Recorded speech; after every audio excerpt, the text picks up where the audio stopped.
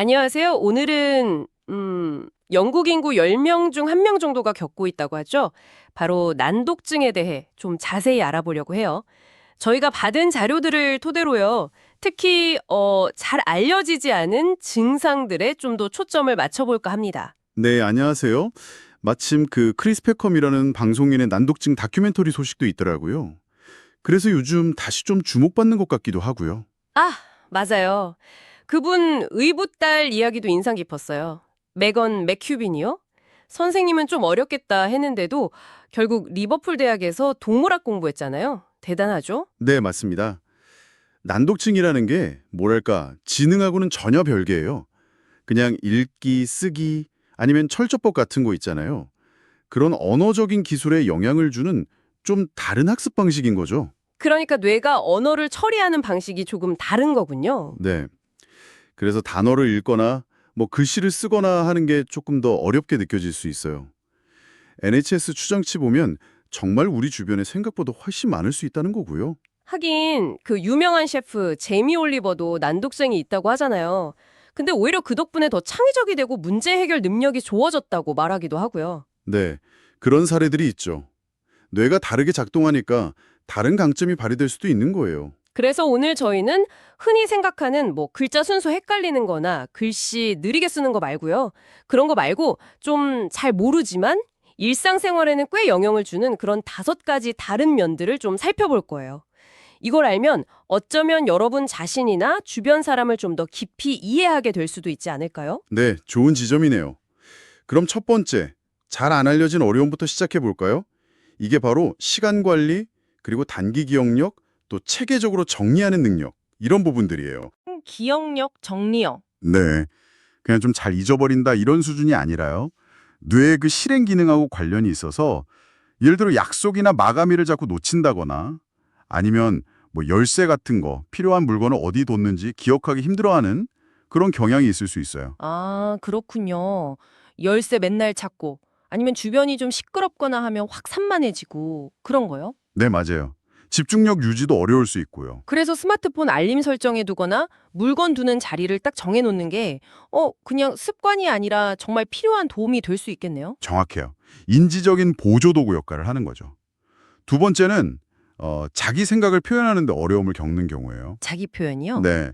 머릿속으로는 생각이 막 돌아가는데 말이 그걸 잘 못 따라가는 느낌? 아니면 누가 질문을 했을 때 바로 답하기보다 좀 생각할 시간이 필요한 거죠. 아, 그럼 대화하다가 갑자기 말이 좀 없거나 반응이 느려도 이 사람이 내 말을 무시하나? 이렇게 오해하면 안 되겠군요. 그쵸. 오히려 지금 머릿속에서 막 생각을 정리하고 적절한 단어를 찾고 있구나 이렇게 좀 기다려주는 게 필요해요. 인내심이 중요하겠네요. 세 번째는 이것도 의외고 많은 분들이 그런데 방향 감각이 좀 떨어지는 거예요. 방향 감각이요? 길 찾는 거 말씀이세요? 네. 새로운 장소에 갈 때 불안감을 느끼거나 길 찾는 것 자체를 힘들어하고요. 특히 오른쪽, 왼쪽 이런 추상적인 방향 지시에 좀 혼란스러워하는 경우가 많아요. 공간 지각 능력하고 관련이 있을 수 있고요. 아, 그럼 길 알려줄 때 저기 빨간 건물 보여요? 그쪽으로 가세요. 이렇게 구체적으로 말해주는 게 훨씬 낫겠네요. 맞아요. 훨씬 도움이 되죠. 그래서 GPS 같은 거 이런 분들한테는 정말 거의 필수품일 수도 있어요. 네 번째는 어떤 건가요? 네 번째는 사회적인 상황에서 좀 심리적으로 위축되는 경향이에요. 다른 사람들하고 잘 못 어울리는 것 같다고 느끼거나 혹시 내가 말 실수할까 봐 아니면 좀 이상하게 보일까 봐 걱정하는 거죠. 그래서 좀 소극적이 되고요. 네, 그래서 일부러 사교 활동을 피하기도 하고요. 예를 들면 식당 메뉴판 읽는 것조차 부담스러울 수 있거든요. 남들 앞에서 읽어야 하니까요. 와, 그런 어려움들이 계속 쌓이면 자존감에도 영향이 크겠네요. 그렇죠. 그래서 만약 본인이 괜찮다면 그냥 제가 글 읽는 게 좀 느려요 라든지 솔직하게 말하는 게 도움이 될 수도 있고요. 주변에서는 그걸 막 비난하거나 이상하게 보는 게 아니라 좀 이해해주고 친절하게 대하는 게 정말 중요해요. 이해와 친절. 네. 마지막 5번째는 뭔가요? 마지막은 정말 놓치기 쉬운데 바로 피로감이에요. 피로감이요? 그냥 피곤한 거랑 다른가요? 네, 좀 달라요.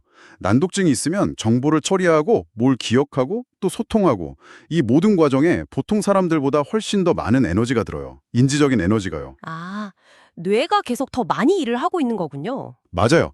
그래서 겉으로 보기에는 뭐 별거 아닌 활동 같은데도 남들보다 훨씬 쉽게 지치는 거죠. 그럼 이게 그냥 게으르거나 체력이 약해서 그런 게 아니네요. 전혀 아니죠. 그리고 이 피로감이 심해지면 아까 많은 다른 난독증 증상들 있잖아요. 그런 것들을 더 악화시킬 수도 있어요. 악순환이 되는 거죠. 그렇군요. 오늘 들어보니까 정말 난독증이라는 게 단순히 글자 읽고 쓰는 문제만이 아니네요. 맞습니다.